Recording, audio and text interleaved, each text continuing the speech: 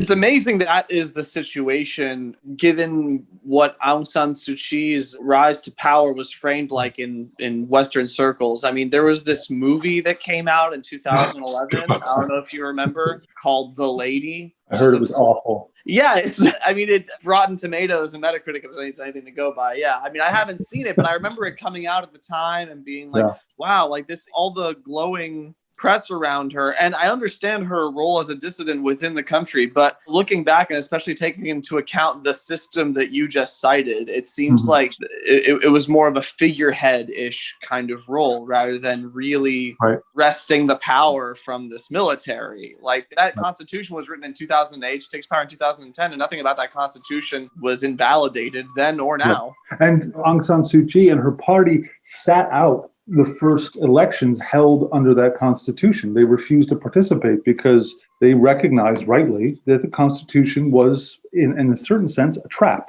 that it was rigged against any kind of genuine democracy. But what happened was Hillary Clinton, under Barack Obama and others, persuaded Aung San Suu Kyi to play ball and to enter into this rigged game in the hopes that it was better than nothing. And so in her position for many decades, since 1990, effectively, when her party had won that nationwide elections, and the military at that point said, whoa, that wasn't the real election, and they didn't let people take their seats in parliament in 1990. And so many people were arrested, and she was under house arrest and so on. But in 2012, they held midterm elections, essentially, to fill various seats in parliament, and she ran.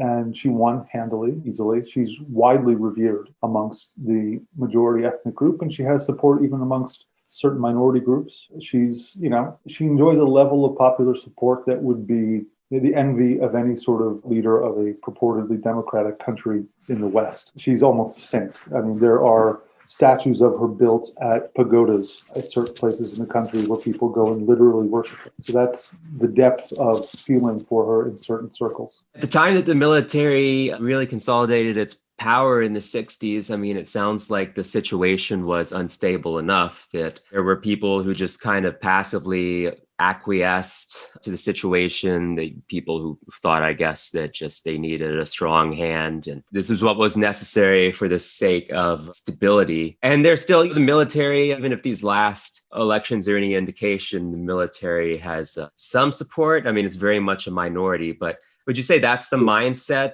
of people, that this military government kind of somewhat legitimized itself to a certain group of people? What is the mindset of people who supported and perhaps still support the military? The support for the military is authentic, and there are a great many people who do support it, and that is largely a reflection of the nationalist politics that for decades they've instilled across the country. This idea of quote unquote national races the military has propagated through schooling and official military on media they've really developed this siege mentality that they're under threat from within by Muslims and a certain degree to Chinese. Mandalay has a large Burmese Chinese population. Part of the anti-colonial movement back to the early 20th century was very much, there's a famous cartoon where there's a bench, and on the bench is seated a Chinese person, an Indian person, a British person,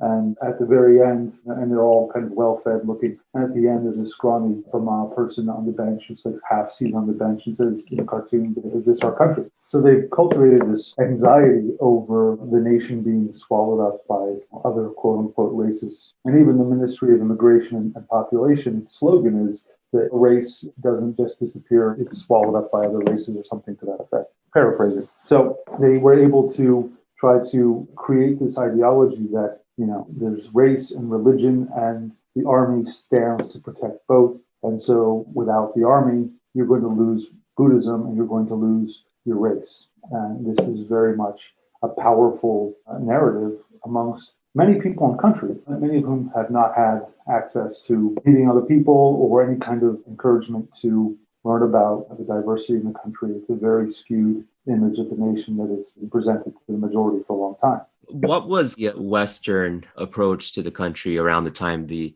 military really consolidated power in the 60s? I mean, it's in the same kind of neighborhood, obviously, as Vietnam and Laos. This was a purportedly the military's kind of party. They called themselves a socialist party, I think, although they persecuted communists within the country. You were saying they were kind of purportedly neutral on the world stage, so they weren't specifically aligned with Vietnam or with the Soviet Union or China or any kind of the, of the boogeymen of the West at the time. And this was good enough for the military regime to kind of receive, if not support, then tolerance from the Western world.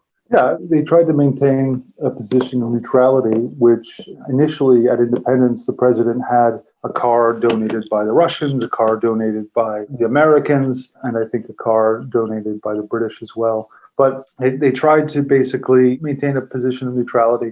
But eventually, the U.S. became a major supplier of hardware and training to the military because of their being engaged in a war against communism and their hostility to communism. But of course, at the same time, China shares the longest border with the country, is a major power, and everything that happens in Burma is in the shadow of China. So they were walking a difficult path to try to align themselves neither too closely with any particular side.